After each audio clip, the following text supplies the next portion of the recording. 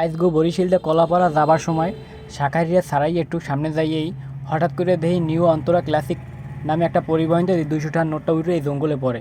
সাইডে আর একটা গাড়ি গেছে, ওই ওর বাতাসে টাহাটা উড়ে যেয়ে দিয়ে জঙ্গলের পাশে আটটু দিয়ে কোলার মধ্যে পড়ছে। এই টাহাটা কতক্ষণ চালাই চলে খুঁজতে মুইতে 2 মিনিট খারাইয়া টাহাটা পাইলাম। পাওয়ার পরে চিন্তা ভাবনা করছি পড়া টাহা তো বেশিক্ষণ রাখা উচিত না পকেটে। যেই কথা হেই কাজ, যাইয়ে কলাপাড়া হারাইয়ে যে গাড়িটা ব্রেক দিয়ে নামিয়ে একটা ছোটোখাটো একটা রেস্টুরেন্টের মধ্যে ঢুকলাম।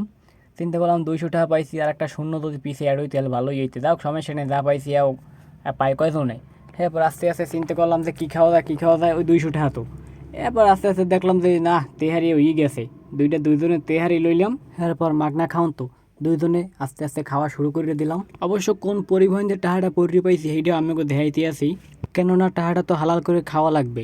এই যে ছবিটা দেখতে আছেন, এই পরিবহনটা দিয়ে টাকাটা উঠে পড়ছে। তবে সবাই একটু দোয়া করেন এরকম যেন টাকা পড়ে পাই, মাঝে মাঝে যেন একটু ভালো মন্দ খাইতে পারি। शाबाश बेटा।